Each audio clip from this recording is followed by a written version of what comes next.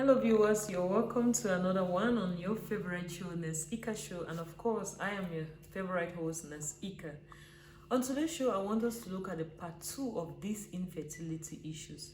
Yes, remember I told you in our last video that I was going to bring you tips on how to manage infertility. But firstly, before we go into those tips in managing infertility, I want us to debunk some of the myths about infertility. Yes. Oftentimes we've heard people or we know couples who have been suffering from infertility, or we ourselves have suffered from infertility, or we are still suffering from infertility. Now, what are some of the myths or some of the things that when I hear, it really gets me frustrated about infertility? For example, when you tell somebody or you complain about infertility, the first thing people are going to tell you is relax. Hello, like relax. How do you tell somebody to relax? Yes, though it is true that maybe if you relax, or maybe if you practice some stress management techniques, is going to relieve or is going to try to modify or remedy infertility that is caused by stress, because we have all seen in our stress video that stress can cause us infertility. If stress is the cause of infertility, or it's actually the reason why you're experiencing some fertility issues, then trying to relax or trying to calm down or bring down this stress is actually going to help. But imagine somebody is going through infertility and you're telling the person relax. That is not all what it takes. Infertility is not just all about relaxing. Infertility is actually a medical problem. It is a health condition. Imagine somebody has diabetes and all you tell the person is relax. It's true, lifestyle modifications are going to work, but you don't have to forget the fact that they have to also take their medication. So just like any other disease that we have, infertility is one of them, and we need to consult with our doctors. We need to get checked by the hospital, by our medical practitioners, so that they'll be able to diagnose exactly what the problem is and they will handle it. Now, the second myth about infertility is what you hear people tell you: you are not trying enough, or they say try harder.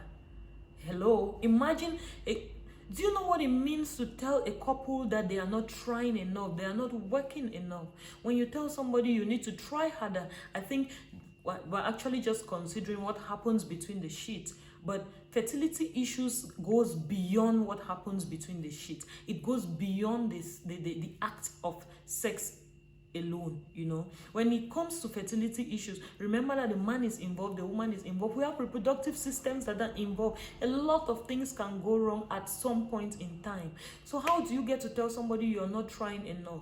The couples are already going through a lot of stress. For you to come in and make them feel like they are not doing their best, it can be so devastating to their mental health.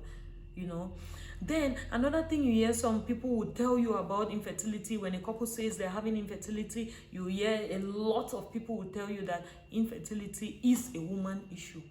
How can it be a woman issue? Don't forget that it takes a man and a woman to make a baby. It takes two to make this baby. Therefore, if one person is not okay, then they are not going to achieve this objective. They are not going to attain this goal. So you can't say that fertility or infertility problems only arise from women. The men can have problems, and we have videos on different things that can make a man to experience infertility issues. For example, we've seen erectile dysfunction, we have seen things like testicular torsion, we have seen a lot of things, low sperm count. We have seen that even obesity, even age can affect men and women equally. It can affect their health. Sedentary lifestyles, the kind of food you eat, your nutrition can affect your fertility levels. Then another thing that really pisses me off, you hear some people will tell you that age affects a woman's fertility, that as a woman ages, her fertility drops. That is very true, but that doesn't only happen for the women. It can equally happen for the men.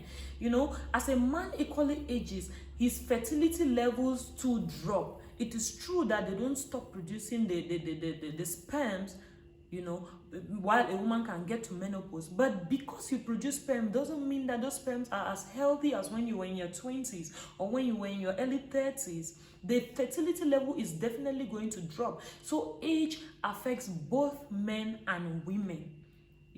This age affects the fertility of both men and women. So that is something we need to start reshaping our mindset. We need to start changing the way we think, the way we see life. You understand? Now, another issue or another thing that affects men and women, or one of the myths that we hear about fertility, you hear somebody will tell you that your nutrition doesn't matter when it comes to fertility. That is a big fat lie. As a matter of fact, you are what you eat. You know, if you start making sure you eat the healthy things, you attain healthy weight, you are going to see that a lot of things are going to change. Now, let us delve right into the tips of how we want to manage these fertility issues.